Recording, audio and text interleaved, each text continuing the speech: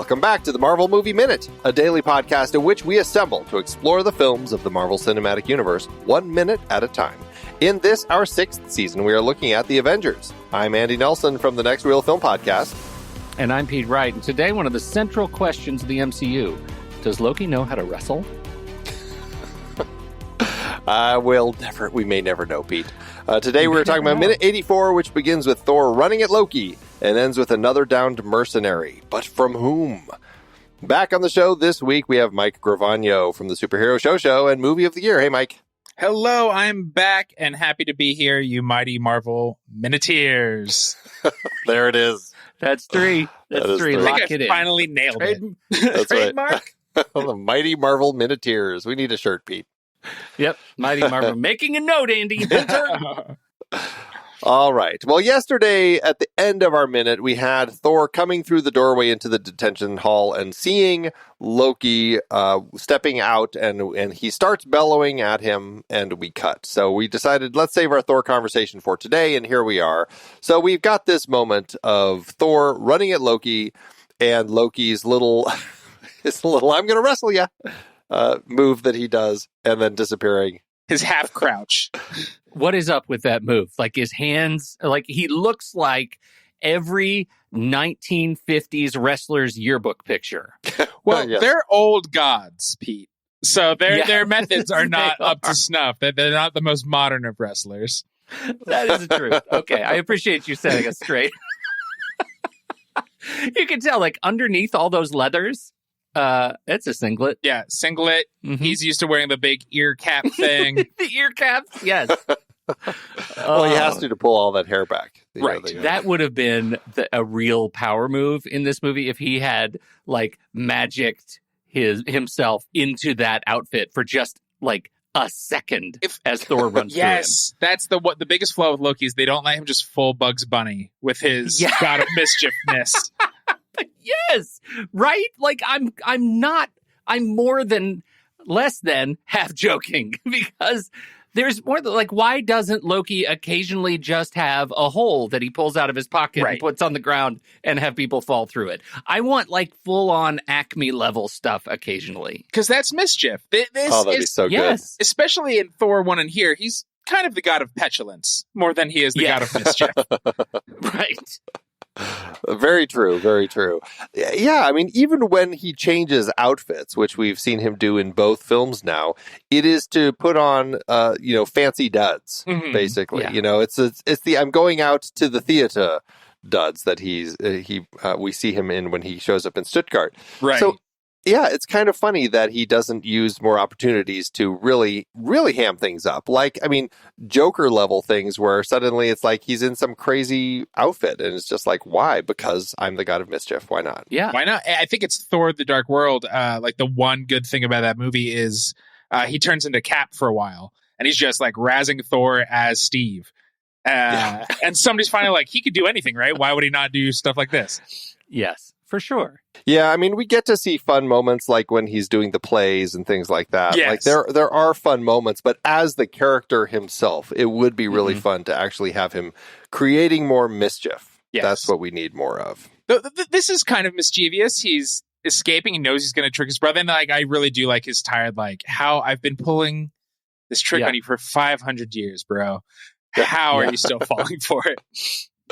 It's so good. It just plays so well into just like their relationship. And this is what I really do enjoy about this film is that it does definitely feel like there is this continuing line of this constant back and forth between the two of them as brothers that we had in Thor. And they still love each other, but they're constantly at odds. And this is just a great moment of that. I would say Thor still loves Loki in this movie. It's interesting. It's been a while since watching this, but like with Ragnarok and then the Loki's own show, forgetting like how he kills thousands of people in this movie, and then we're just like, he's fine because he's charming. Yeah. Like, how does he become? Redemption. It's crazy that, and this is the problem with comics and comic book based stuff is like, well, they're cool now, so I'm not gonna have them have consequences. This is we've brought this up a lot in this show because it's like, yeah, he killed 80 plus shield agents in the beginning when the whole Tesseract exploded and destroyed the base, and then at the in Stuttgart at the opera or wherever, the concert hall, the museum, whatever it is, he like takes a guy's eyeball out of his head, and then he nearly kills an old man just to make a point. It's like, this is a dark character. And this is the version of him in particular that gets his own TV show. And so it's a very dark line that this character goes on. But Tom Hiddleston is so adorable. He's so adorable. And I've read, I don't know if this is like official company canon, but like I think fans trying to wiggle out of liking somebody who's genocidal are like, well, he was under control of the Mind Stone. Even though he didn't get zapped, he was near it and it was influencing him. That's why he's so dark here.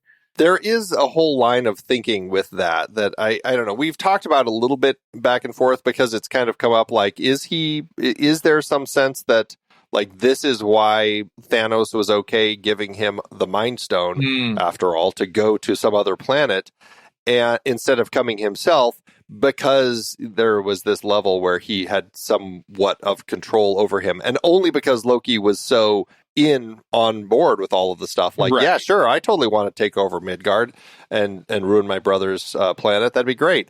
Like that would be why it'd be so easy to kind of suck him into that. But at the same time, it's just like you just don't see it. And so I struggle with that as a conceit. And I think that it is fans largely who probably are writing that into their story so that they can say it's okay to still like Loki because of that. Mm-hmm. Also, Hiddleston is damn charming. Yeah, it was charming. I would rather fans be honest and be like, look, he's very handsome, he's very charming. He's so I don't care that he killed half of New York. Let's move on. The same reason I low-key love Hannibal Lecter. Like, come on. Like, it's okay. Super charming, dapper, knows how to pair wine.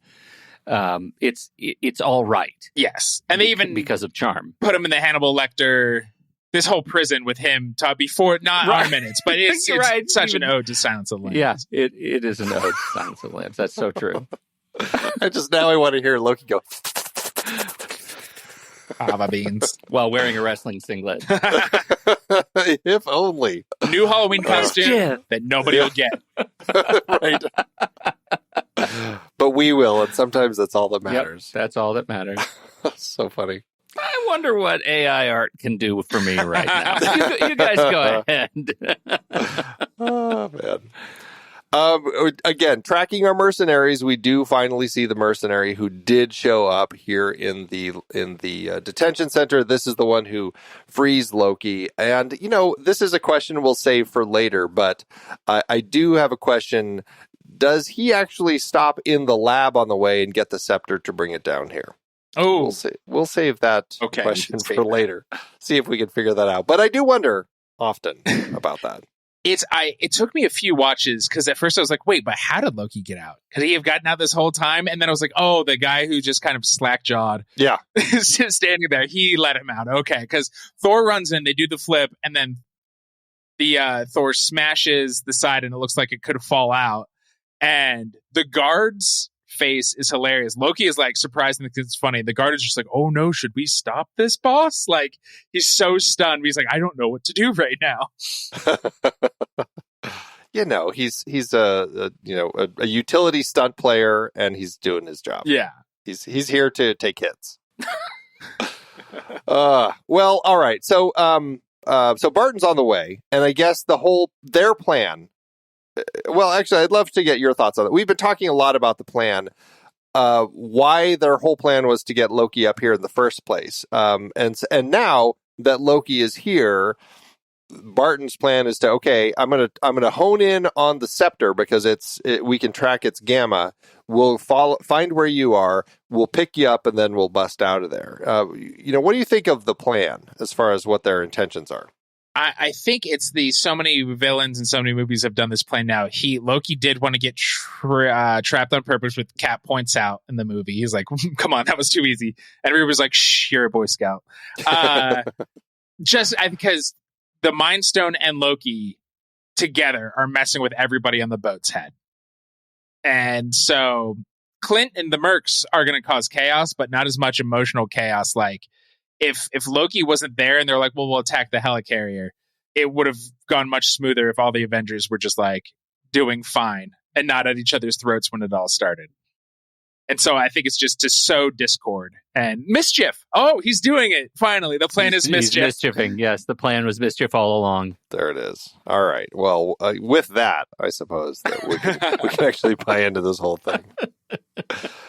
But we do, so we have this cute moment between the brothers, and that takes us to Barton, who is on his way here. He's coming to presumably meet up with Loki and the Mercenary so that the three of them can now head up to the Quinjet and take off.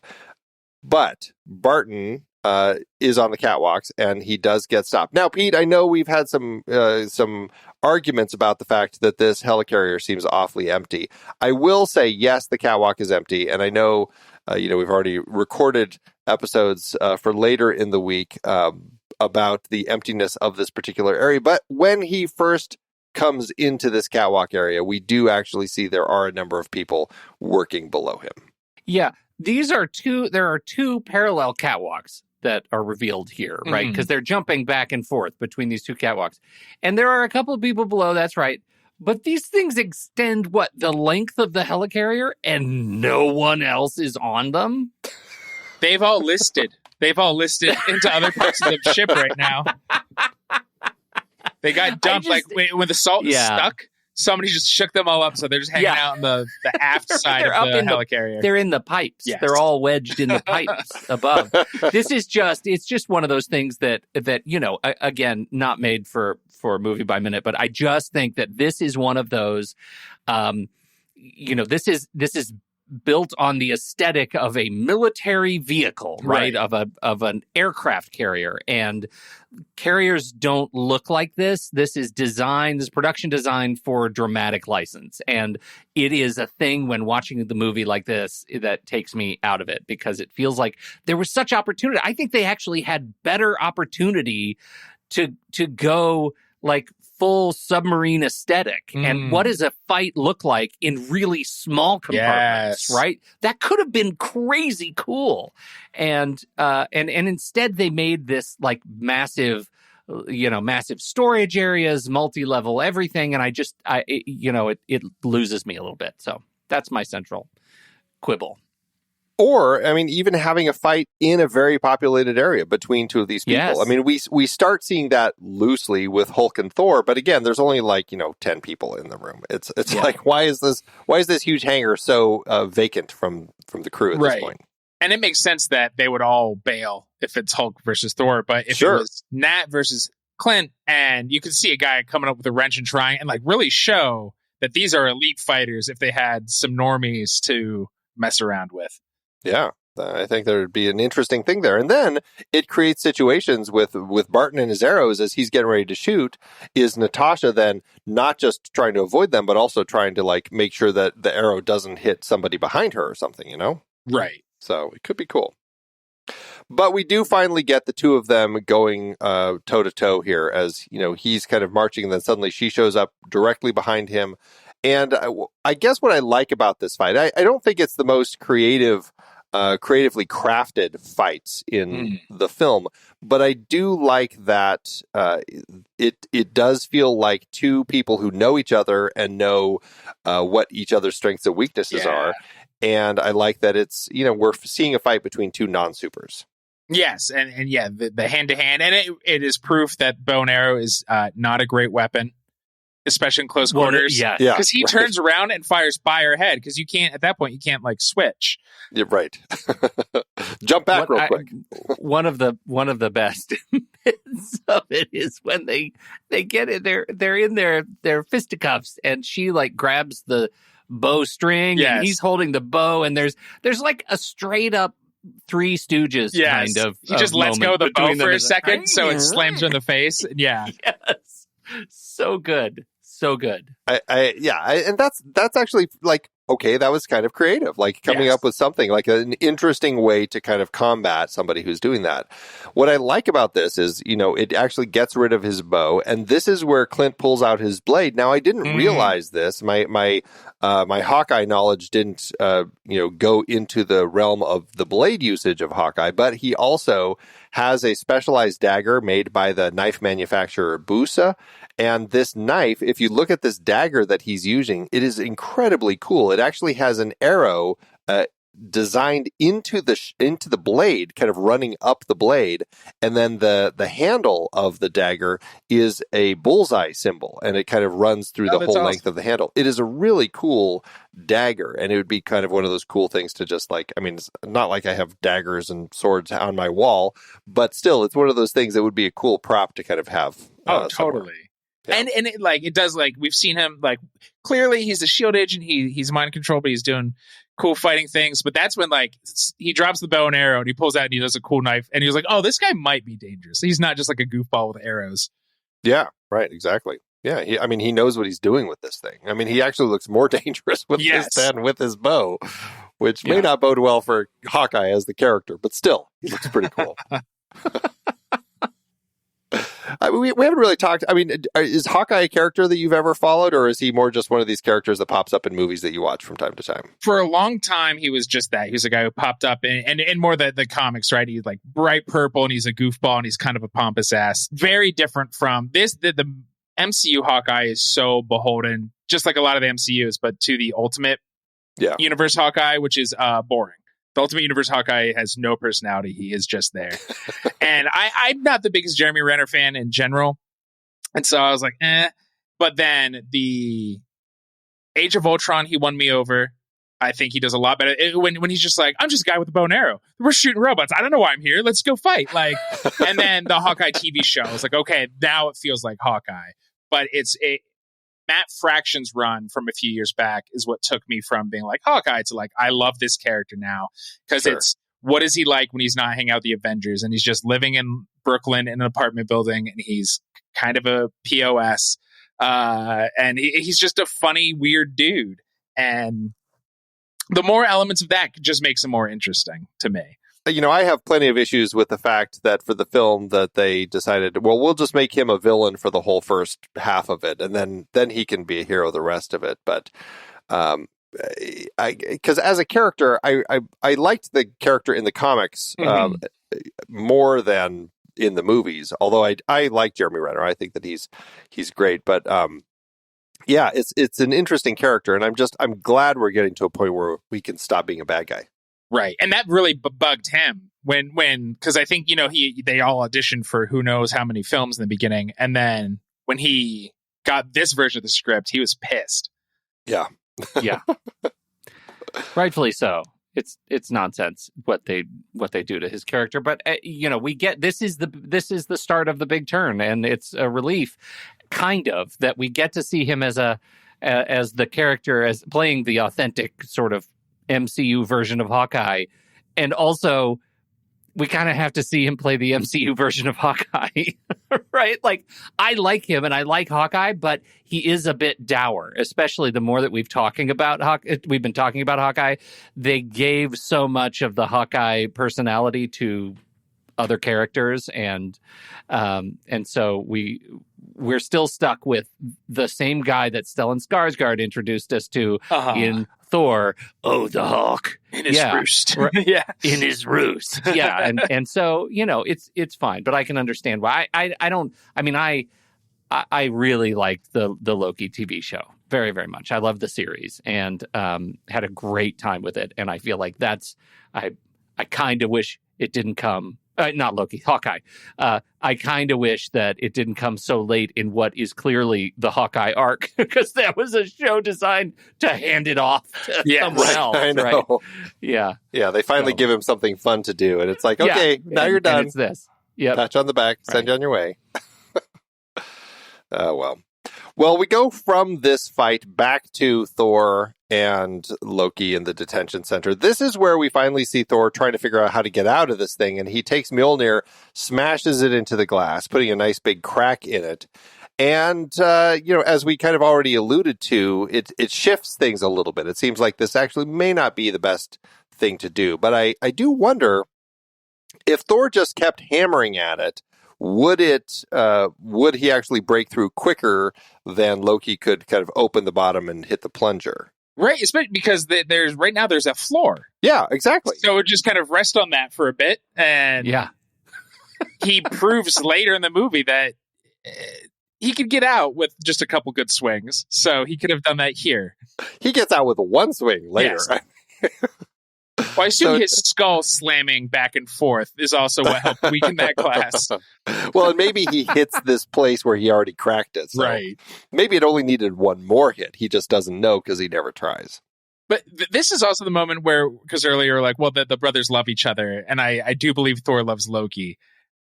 But Loki's like, who knows if we're immortal? Let's find out. Like, it does. Right. He's murderous. Yeah, and I think that's actually a really good point. Like, I think that there is kind of a level of love between these two characters, but at the same time, I think if Thor did something that actually accidentally killed Loki, I think he would be pretty upset about it. If Loki did something that accidentally killed Thor, I think he'd be like, well, that is sad, but I'm okay moving on. Right. But he's so charming. And I think that's where we are. Okay, moving on. Yeah. Gotta grieve, but work to do also. Yeah. Busy sketch. Yeah. Oh, geez. At the end of this minute, as Loki's getting ready to test Thor's immortality, we do hear a thud, and then we cut and we see the mercenary landing on the floor. We don't know who actually took the mercenary out, but now one more mercenary is down. Again, I don't know if this one's dead or just kind of knocked out, but again, one more mercenary out. So really, it's just the bridge that seems to have an endless supply of mercenaries kind of popping in. My theory is this is the first MCU mutant, and all the mercenaries were actually Jamie Madrox, the Multiple Man. And so that's why every time one gets knocked over, 3 more pop out of that unconscious one. Oh, I love that. If only they'd given us the briefest bit of that effect, like the entire thing would be fixed. Oh, okay. Well, any last thoughts on any of this minute? We've got some good stuff going on with our characters here. This minute is the preceding minute to one of my favorite minutes in the whole movie, and somebody scooped it up before I could say I'll give that one, because I love Phil Coulson. Spoiler alerts of Who Knocked Who Out. I love Phil Coulson, was a huge Agents of S.H.I.E.L.D. fan, and Clark Gregg in general is such a wonderful actor. He does so much with so little in this movie, but like it really does. The movie hits it home that like the Avengers form because of what's about to happen in the following minute. So I was like, well, fine, I'll do the 3 minutes leading up to that. And then sneak in my opinion. Yeah, that's right. At the very last second. What do you think about the way that, we always refer to the writer-director as Tig Notaro because of the whole Army of the Dead thing. What do you think of the way that Tig uses this as a tool in his scripts as far as building a character that you love, like really amping that character up and then killing them like late in the film to kind of amp up the emotional attachment and engagement with the film? I've loved that since I was a kid. Well, one of the first like series I was super into was called Dragonlance. It's in like a D&D sub-series, and there's a bunch of novels, and several of the main characters in that first trilogy die. And as a kid, I was like, I didn't know you could do that. And then Tig has, as you pointed out, has always done that with their works. And yeah, I like stakes, and I know there's other stakes than main characters dying, but when a character you care about dies, yeah, it hits home. I'm such a sucker for such an obviously emotionally manipulative ploy in fiction. Sucker punch. Yeah. I'm there for it. Yeah. It works well. Pull. I mean, I always think about Wash in Serenity and how much that moment. Yeah. Yes. Leaf in the wind. Oof. And he knows who. It's how could you not like this, like, kind of, he's not macho. It's always a not macho, kind of weak, funny dude, right? And then you're like, the human, the surrogate for the audience. And he's like, I'm going to kill you, audience member. Yeah. Get ready. That's a dark way of looking at it, though. That's how I'm going to kill off my audience surrogate. I'm going to kill you, audience member. Oh, geez. Well, it has been fantastic talking with you over the last few episodes, Mike. Thank you so much for joining us. Thanks for having me, gents. This is always a pleasure. We're going to have you back. When are we having you back? Later. I will be back at the very last minute, unless you do deleted scenes. Oh, that's right. You are doing our post-credit scene with us. I'm doing a post-credit with you. That I think might be the first thing I scooped up, because I told my wife I want a Renaissance painting someday, style painting of that above my dining room table. So it's like, we're going to talk about that. And then there's another one that Somewhere in the Battle of New York, I believe. Yes. It is a pretty important moment in the Battle of New York. Excellent. Well, this has been fantastic. Again, thank you. And we'll be back tomorrow to talk about Minute 85. Oh, but first, tell everybody again, one last time this week about your shows and where they can track them down. Sure. If you're tuning into this one first for some reason, the Superhero Show, wherever you get your podcast, we watch and review every single live action TV show based on comic books, and also X-Men in the Animated Series, because that show's amazing. And then we also have Movie of the Year. Each season, we build a bracket in a year to determine the best/most definitive movie of that year. We've been going through 2002, which has films like Adaptation, 25th Hour, Morven Collar, a weird Scottish movie. So it's a good old time. We cover everything a movie could be on that series. That is fantastic. Perfect. Sounds like right up my alley. So check that out. We'll have all that in the show notes, everybody. And we'll be back tomorrow with Dean O'Carroll, a playwright who's written some Marvel stuff. It should be pretty fun. And so that's it for today. So, Pete, thanks as always. I wonder what Dean thinks about Loki in a singlet. Until next time, true believers.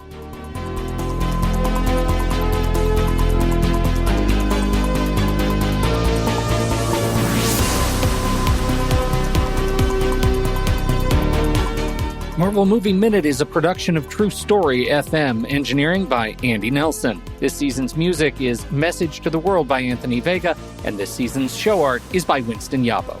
Find the show at truestory.fm. If your podcast app allows ratings and reviews, please consider doing that for our show.